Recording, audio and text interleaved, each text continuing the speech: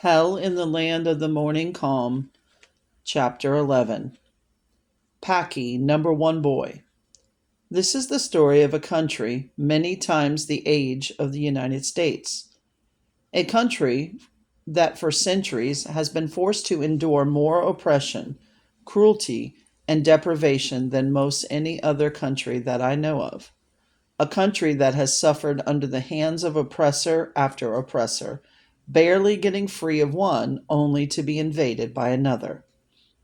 Yet, in spite of all this, the Korean people have managed to retain a fierce national pride and a love of the freedom that has so often eluded them.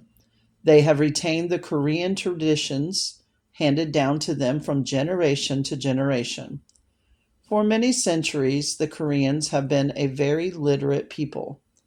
They are credited with giving the world its first known set of encyclopedias, as well as turning out some of the most skillful craftsmen in the world. I was especially impressed with their craftsmanship in the field of brassworks. One of them hangs in my office, the present of a South Korean army general.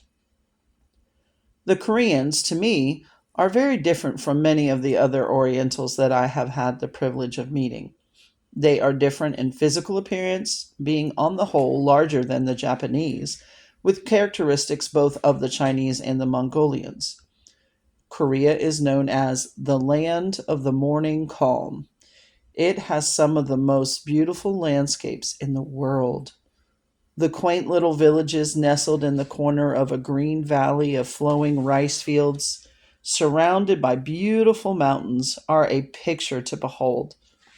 I am so thankful as I write this book that at least half of the Korean nation has once again really become the land of the morning calm.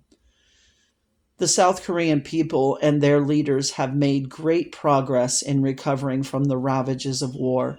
Their industry is moving forward, their economy is steadily climbing.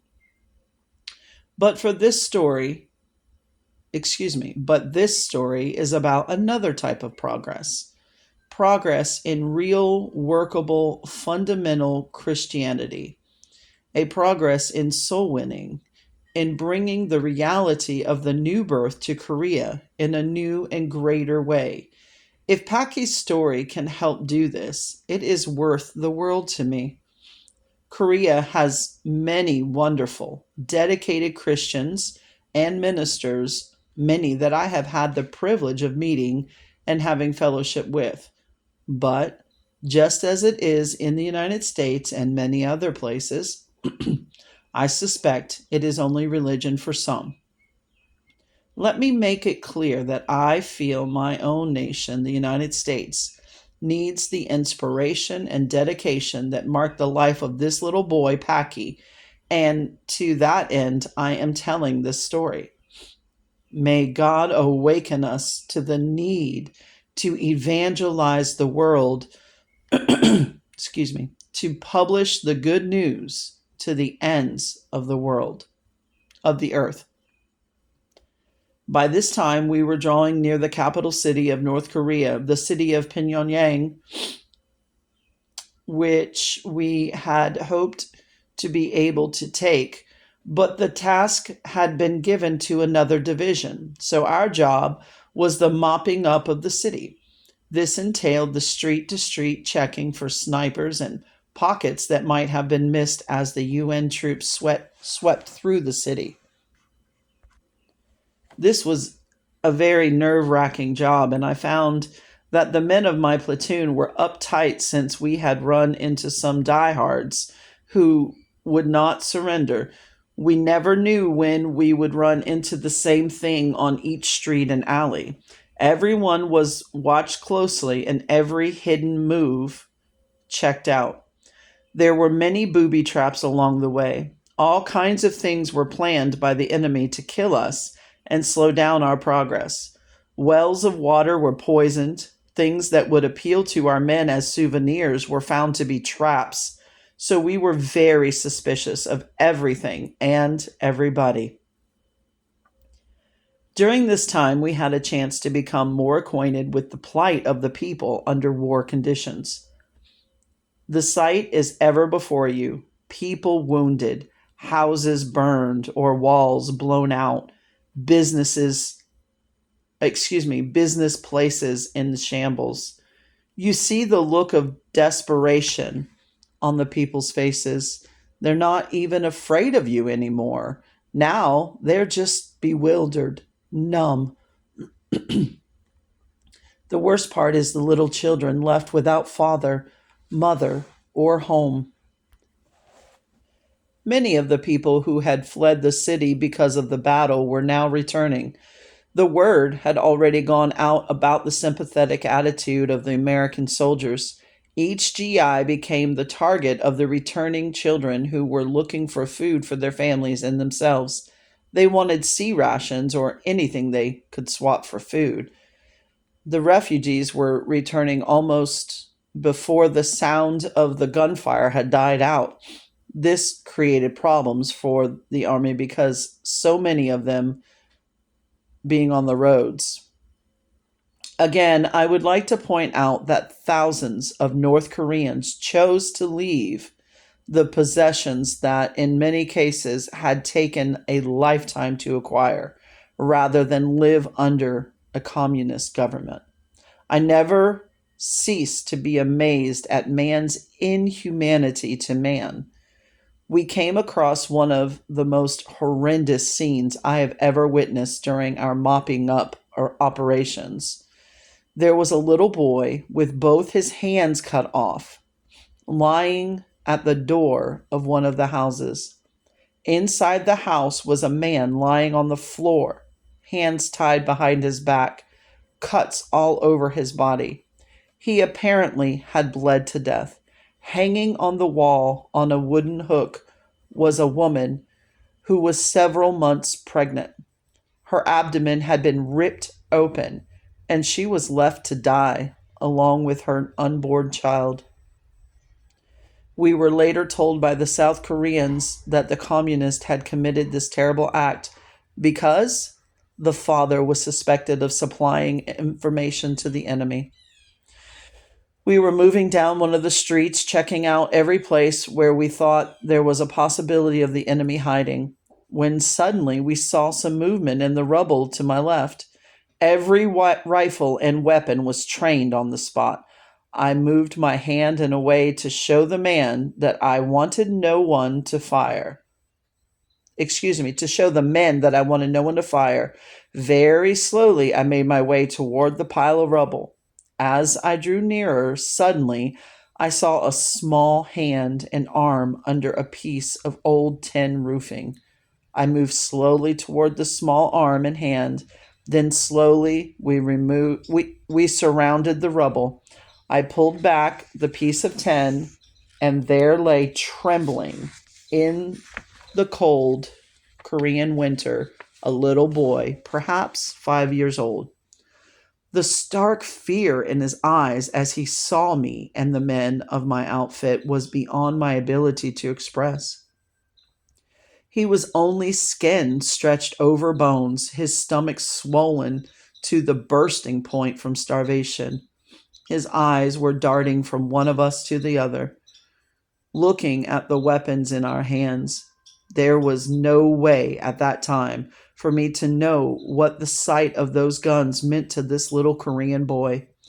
No way for me to know the terror that had been brought to his life by guns such as those he was looking at now. This little boy, lying in that pile of rubble, trembling from fear and the cold, was the true tragedy of war. The story I was to hear later from him was enough to chill the blood of the hardest men. Each time I would try to get close to him, he would pull back. You could see the fear in his eyes. He didn't know what to expect of us, as he had been told so many things about how evil we were. Talking very low and smiling, trying to reassure him that we were his friends and wanted to help him, I slowly moved toward him, The closer I got, the more he trembled, realizing that he would never take the candy bar I was trying to give to him. I put it down as near to him as possible and slowly moved back. He inched toward the bar of candy and grabbed it, his eyes darting from one to another of us as he began to slowly peel away the wrapper. He took a small bite and then began to devour it as though he thought somebody might take it from him. One of the other guys started to give him another one, but I stopped him. Since he was almost starved, I thought it best to try to get something else in him other than candy. Again, I again tried to approach him and received the same reaction as before. He was still afraid of me and all of us. In a few minutes, a South Korean interpreter came by. The interpreter knew me well. He approached the small boy, and he was afraid of him too. He acted somewhat like a caged wild animal. The interpreter told him that I was a Christian. This man, he said, is a real man of God. This changed the whole picture. The fear left his face, and he looked at me long and hard. Then he began to slowly move from the pile of rubbish that had been his shelter. I began to look for the smile I wanted to see come to his little face, but I was not to see a smile for a long time yet. I got the company cooks to fix some oatmeal, which the boy literally devoured. Slowly, over the next few days, we began to build him up and broaden his diet. Of course, rice was his favorite, and he usually ate with the South Korean kitchen help that we hired to do dishes and help with the cooking chores. He seemed to want to be near me as much as possible. I learned later that this was because I was a Christian and he had come from a Christian family. He seemed to trust me completely and would do anything I asked him to do. This was sometimes a problem as I spoke no Korean and he spoke no English.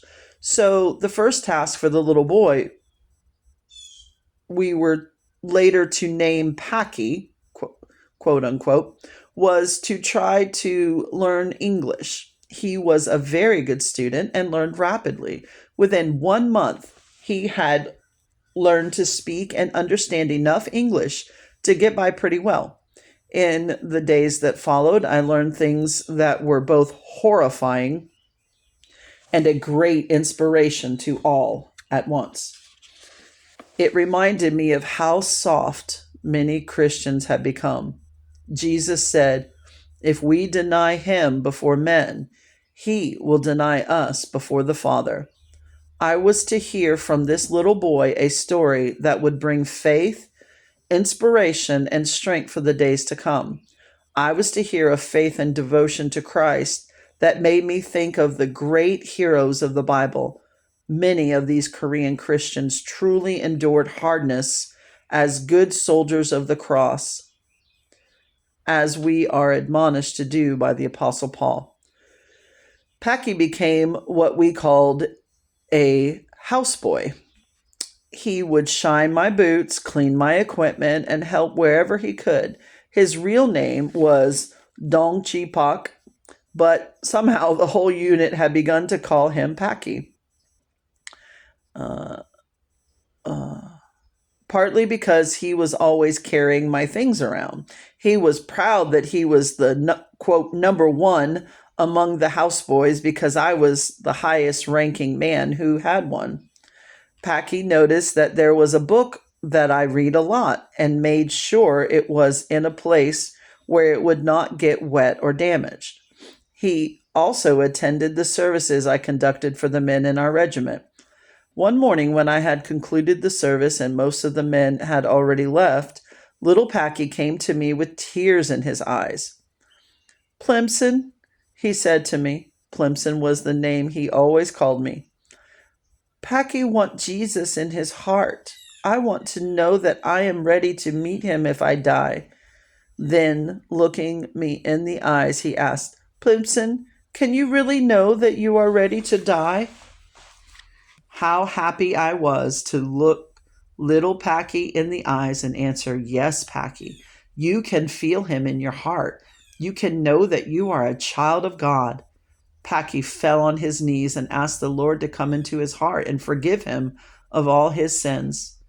There is really no way I can describe the change that took place in this little fellow. When he asked forgiveness and accepted the Lord as his Savior, a glow came across his face, along with the biggest, most brilliant smile I have ever seen. This was the first time I had seen him smile in all the time he had been with us. This big smile became his trademark. From the outset, he was a real witness for Christ. He was fishing for men every day, all day. End of chapter 11.